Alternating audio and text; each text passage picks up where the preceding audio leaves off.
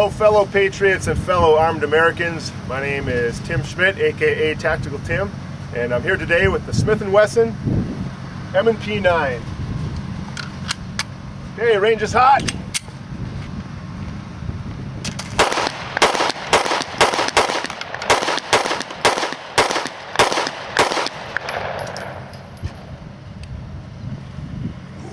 Drop an important sheet.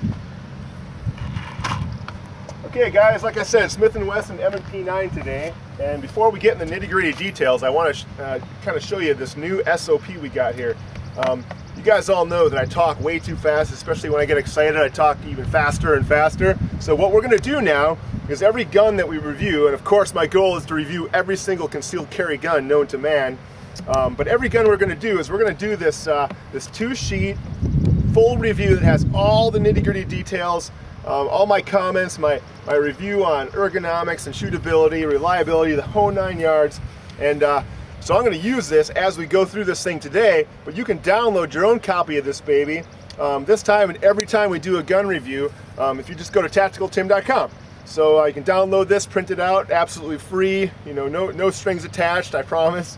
And so that'll be cool. So here we go, Smith & Wesson M&P 9, obviously 9mm.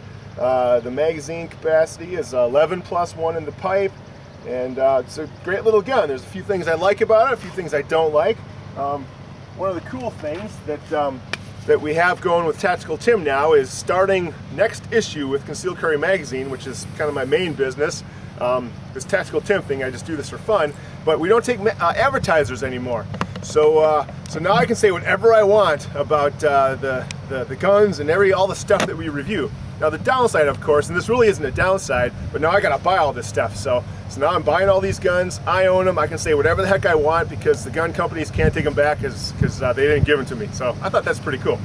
So anyway, here we go. Smith & Wesson M&P 9mm, let's just confirm it's unloaded.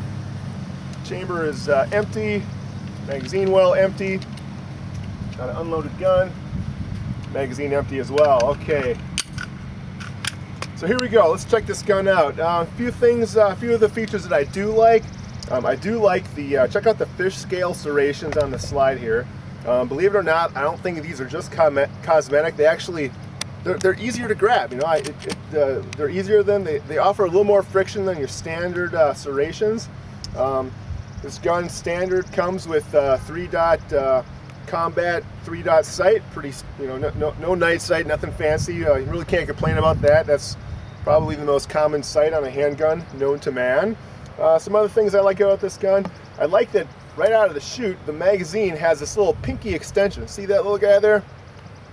Doesn't add any capacity to the magazine, but when you put the magazine in, see now there's room for my pinky to sit there. And my pinky likes that. It likes to have a place to sit. Now here's a crazy part that I'm not sure why Smith & Wesson does this, but check this out.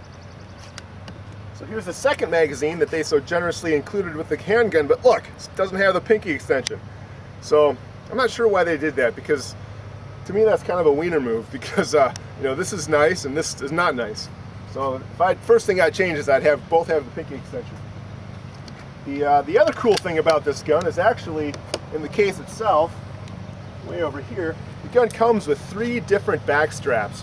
So you can totally customize the fit of the gun with the 3 different thicknesses of back straps, medium, large, small, and but that kind of leads into one of my other beefs about this gun is that it comes standard with this Crimson Trace integrated laser. Now lasers are cool. I'll admit that when I pulled this thing out of the case, I'm like, oh, cool! It's got a laser. The actuation switch is in the back here, so when the back strap of your hand grabs it, you know, the laser actuates and it really works well. The only drawback though is that the grip is ginormous. I mean, it's literally 1.5 inches thick, and you know, I don't have the smallest of hands, but even in my hand, it feels like a 2x4 with 2 big pieces of bubble gum. Somebody stuck on the sides. So I got to say, I don't really like the whole laser grip thing on this gun. What else about this gun? I think I gotta refer to my cheat sheet here. Oh, okay, I remember that one. Okay, I got that. Okay, so my only other beef with this gun is that I'll flip it over like this way. Check this out, guys. Right here, engraved on the gun, caution, capable of firing with the magazine removed. I mean, come on. You know, I understand that, you know, there's probably some attorneys at Smith & Wesson that are making them do this, some goofball law, but couldn't you at least put it on a sticker so that we could peel it off so that you don't, you know, ruin the face of our gun with some crazy statement like that? So that's really kind of a pretend beef, but nonetheless, kind of bugs me nonetheless. So I already shot 10 rounds through the gun. Let's shoot another magazine, and then let's take it over and see how it does on the target. So I'll shoot another magazine quick here. I have to admit, the gun itself, you know, as far as fit and feel, it's manufactured beautifully. It really looks nice. You know, it racks around just perfectly. There's absolutely, you know, no catches at all. It really is nice. It shoots really well too. It's just like a 9mm.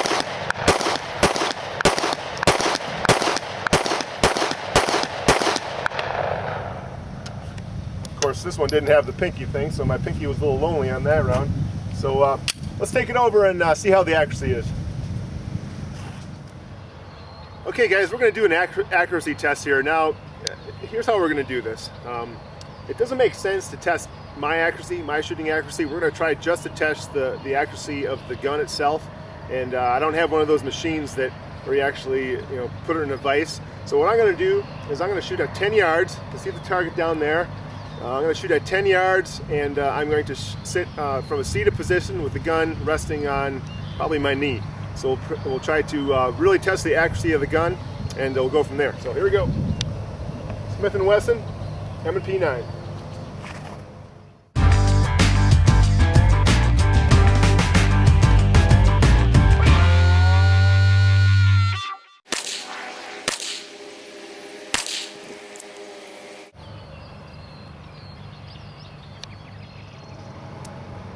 Okay, guys, so that's pretty much it for the Smith & Wesson M&P 9. I gotta admit that I like this gun more than I thought I would. You know, there's a few little beefs with it. The you know, the slop in the trigger I talked about, and actually I don't think I did talk about that, did I, Franklin?